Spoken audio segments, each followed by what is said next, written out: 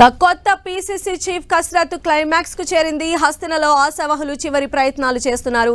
కొత్త బాస్ కుర్చీ కోసం క్యూలో 8 మంది బీసీ, ఎస్టీ, ఎస్సీ నేతలు ఉన్నారు. రేసులో బీసీ వర్గం నుంచి మధు యాష్కి, మహేష్ కుమార్ గౌడ్, అంజన్ కుమార్ యాదవ్, పొన్నం ప్రభాకర్, సురేష్ షెట్కర్, ఎస్టీ వర్గం నుంచి సీతక్క, బలరాం నాయక్, ఎస్సీ వర్గం నుంచి సంపత్ కుమార్ ఉన్నారు. బీసీ నేత ఎంపిక పైన అధిష్టానం మొగ్గు చూపుతోంది. గతంలో వైఎస్ డిఎస్ కాంబినేషన్ కాంగ్రెస్ కు కలిసి వచ్చింది. పీసీసీ కొత్త బాస్ పైన రేపో మాపో హైకమాండ్ ప్రకటన చేయనుంది. ఇవాళతో రేవంత్ రెడ్డి పీసీసీ చీఫ్ పదవీ కాలం ముగుస్తోంది.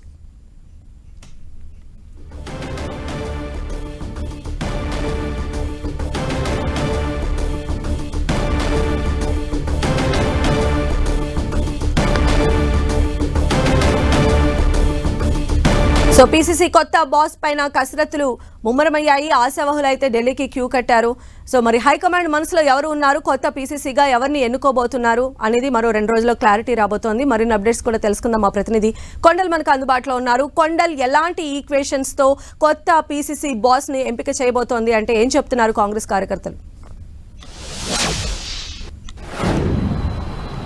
ఒక కీలకమైన కసరత్తు అని చెప్పుకోవచ్చు. ఎందుకంటే పీసీసీ చీఫ్ గా ఈ రోజుతో పదవి కాలం ముగియబోతుంది రేవంత్ రెడ్డిది. కాబట్టి కొత్త పీసీసీ ఎంపిక పైన పూర్తి స్థాయిలో కసరత్తు జరుగుతుంది. అది పూర్తిగా క్లైమాక్స్ కూడా చేరినట్టుగా తెలుస్తుంది. ఇప్పటికే ఆశావాహులందరూ ఢిల్లీలో అధిష్టానం ముందు మోహరించిన పరిస్థితి ఉంది. మొత్తం 8 మంది పరిశీలనలో ఉన్నారు. 8 మంది పీసీసీ చీఫ్ కోసం పోటీ పడుతున్న పరిస్థితి ఉంది. దీంట్లో బీసీ, ఎస్సీ, ఎస్టీ వర్గానికి సంబంధించిన నేతలు ఉన్నారు. బీసీ నుంచి 5 మంది నేతలు పోటీలో ఉన్నారు. ముఖ్యంగా మహేష్ కుమార్ గౌడ్, మధు యాష్కి గౌడ్, అదేవిధంగా పొన్నం ప్రభాకర్, సురేష్ షెట్కర్, అంజన్ కుమార్ యాదవ్ బీసీ నుంచి ఉంటే, ఎస్సీ నుంచి సంపత్ కుమార్ ఉన్నారు. అదే ఎస్టీ నుంచి వచ్చే వరకు సీతక్క, అదేవిధంగా బలరాం నాయక్ ఇద్దరు. మొత్తం 8 మంది పీసీసీ కుర్చీ కోసం పోటీ పడుతున్నారు. దీంట్లో ఎవరి వైపు మొగ్గు చూపుతున్నది ఇప్పుడు అత్యంత ఆసక్తికరంగా మారింది. అధిష్టానం మాత్రం పూర్తి స్థాయిలో ఒక కీలకమైన నిర్ణయం తీసుకునే ముందు ఒక కసరత్తు అయితే క్లైమాక్స్ జరిగిందని చెప్పుకోవచ్చు. దీంట్లో సామాజిక వర్గాన్ని ప్రయారిటీగా ప్రభుత్వం హైకమాండ్ తీసుకుంటున్నట్టుగా తెలుస్తుంది.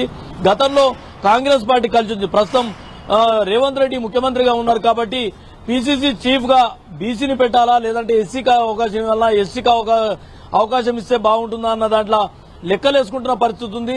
గతంలో అయితే కాంగ్రెస్ పార్టీకి వైఎస్ రాజశేఖర రెడ్డి సీఎం గా ఉన్న సమయంలో ఇక్కడ డిఎస్ పీసీసీ చీఫ్ గా ఉన్నారు. 2 సార్లు అధికారంలోకి పార్టీ వచ్చింది. కాంబినేషన్ కూడా కరెక్ట్ అన్న వాదనలో కాంగ్రెస్ పార్టీలో చాలా మంది నేతలు చెప్తున్న పరిస్థితి ఉంది. కాబట్టి రెడ్డి అంటే ఓసీ బీసీ కాంబినేషన్ తో వెళ్తుందా అన్నది చూడాల్సి ఉంటుంది. ఒకవేళ ఎస్టీ నుంచి అవకాశం అంటూ ఎస్టీకి అవకాశం ఇవ్వాలి, లంబాడికి అవకాశం ఇవ్వాలనుకున్నప్పుడు బలరాం నాయక్ పేరు ప్రధానంగా పైకొచ్చే అవకాశం ఉంటుంది. ఇక ఎస్సీ నుంచి ఒక సంపత్ కుమార్ మాత్రమే పోటీలో ఉన్న పరిస్థితి ఉంది. సంపత్ కుమార్ కు మెరుగైన అవకాశాలు ఉంటాయి. ఇక బీసీ నుంచి మాత్రమే 5 మంది పోటీలో ఉన్నారు. 5 మందిలో 3 గౌడ సామాజిక వర్గం నుంచి ఉన్నారు. మహేష్ కుమార్ గౌడ్ అనుకోండి, మధు యాష్కి గౌడ్ అనుకోండి, పొన్నం ప్రభాకర్ ప్రస్తుతం మంత్రిగా కొనసాగుతున్న పరిస్థితి ఉంది. మధు యాష్కి అండ్ మహేష్ కుమార్ గౌడ్ ఎమ్మెల్సీగా కొనసాగుతున్న పరిస్థితి ఉంది. ఇక సురేష్ షెట్కర్, అదేవిధంగా అంజన్ కుమార్ యాదవ్ మాజీ ఎంపీగా ఉన్నారు. సురేష్ షెట్కర్ ప్రస్తుతం ఎంపీగా కొనసాగుతున్నారు. అయితే సామాజిక వర్గాల వారిగా చూస్తే కొంత ఈ ఇద్దరికి లింగాయత్ వర్గానికి సంబంధించిన సురేష్ షెట్కర్ కాబట్టి కొంతవరకు చాలా తక్కువ పర్సెంటేజ్ ఉంటుంది. కాబట్టి ఈయన వైపు కొంత మొగ్గు చూపే అవకాశం లేదన్న ప్రచారం అయితే సాగుతుంది. ఇక యాదవ్ సామాజిక వర్గానికి సంబంధించిన అంజన్ కుమార్ యాదవ్ కుమారుడుకు తాజాగానే రాజ్యసభ మెంబర్ గా కూడా అనిల్ కుమార్ ను పార్టీకి బాధ్యతలు అప్పచెప్పిన పరిస్థితి ఉన్న నేపథ్యంలో ఒకవేళ యాదవ్ వైపు మొగ్గు చూపుతుందా లేదన్న చూడాల్సి ఉంటుంది. ఏదేమైనప్పటికీ కూడా బీసీ రెడ్డి కాంబినేషన్లతో పార్టీ వెళ్లాలన్న భావనలో అయితే హైకమాండ్ ఉన్నట్టుగా తెలుస్తుంది. దీంట్లో ఎవరి వైపుకు ఎవరికి గ్రీన్ సిగ్నల్ ఇస్తుందన్నది ఇప్పుడు కొంత ఆసక్తికరంగా మారింది. మొత్తానికైతే 1-2 రోజుల్లో ఈ ప్రకటన రాబోతుంది. కాంగ్రెస్ పార్టీకి కొత్త పీసీసీ అధ్యక్షులుగా ఎవరు ఉంటారన్నది మాత్రం కొంత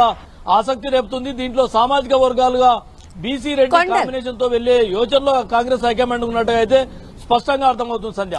అయితే ఒకవేళ హైకమాండ్ కనుక అంటే వైఎస్డిఎస్ ఫార్ములానే సక్సెస్ ఫార్ములాగా భావిస్తే కనుక అంటే ఇప్పుడు ఉన్నటువంటి వాళ్ళలో ఆల్రెడీ పదవులు అలంకరించినటువంటి వాళ్ళకి కాకుండా ఇతరులకే ఎక్కువ స్కోప్ పీసీసీ అధ్యక్ష న్యూ బాస్ గా ఉండేటువంటి స్కోప్ ఉంటుందని అనుకోవాలా?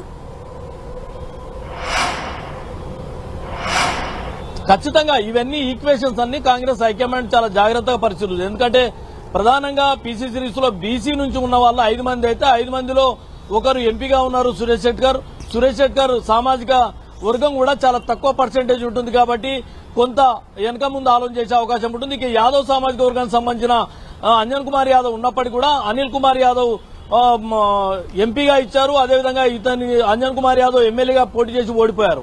ఇక మిగతా ఉన్న ముగ్గురు గౌడ సామాజిక వర్గం నేతల్లో ఒకరు మంత్రిగా కొనసాగుతున్నారు, ఒకరు ఎమ్మెల్సీగా కొనసాగుతున్నారు, ఒకరు మధుయాస్ గౌడ్ ఎమ్మెల్యేగా పోటీ చేసి ఓడిపోయారు. ప్రస్తుతం అతను కూడా పీసీసీ రేసులో ఉన్నారు. మొత్తం చూసుకుంటే వీరిలో ఎవరైతే ఫిట్ అవుతారన్నది చూసే అవకాశం అయితే ఖచ్చితంగా కనిపిస్తుంది. కొంత అధిష్టానానికి లాయల్టీ, అదేవిధంగా అధిష్టానంతో సత్సంబంధాలు ఇవన్నీ కూడా పరిగణలోకి తీసుకునే అవకాశం ఉంటుంది. పార్టీలో ఒక క్రియాశీలకంగా పనిచేసిన వ్యక్తులుగా ఉన్న వారికి ప్రధానమైన ప్రయారిటీ ఇచ్చే అవకాశం ఉంది. ఏదేమైనప్పుడు కూడా బీసీ ఓసీ కాంబినేషన్ తో వెళ్లాలన్న యోచనలో అయితే హైకమాండ్ ఉన్నట్టుగా తెలుస్తుంది. ఒకవేళ ఎస్సీకి అవకాశం ఇవ్వాలని చూస్తే మాత్రం ఖచ్చితంగా అది మాదిగ సామాజిక వర్గానికి సంబంధించిన వ్యక్తిని పీసీసీ చీఫ్ చేసే అవకాశం అయితే స్పష్టంగా కనిపిస్తుంది. ఒకవేళ ఎస్టీకే ఇవ్వాలనుకుంటే లంబాడి సామాజిక వర్గానికి ఇచ్చే అవకాశం ఉంటుంది. ఎందుకంటే ప్రస్తుతం ఆదివాసీ మహిళ అయిన సీతక్క ప్రస్తుతం మంత్రిగా కొనసాగుతున్న నేపథ్యంలో లంబాడికి కొంత ప్రయారిటీ ఇచ్చే అవకాశం అయితే ఖచ్చితంగా కనిపిస్తుంది. దీంట్లో కాంగ్రెస్ హైకమాండ్ ఎలాంటి ఈక్వేషన్ తో ముందుకెళ్తుంది, సామాజిక వర్గాలుగా అందరినీ ప్రసన్నం చేయాల్సిన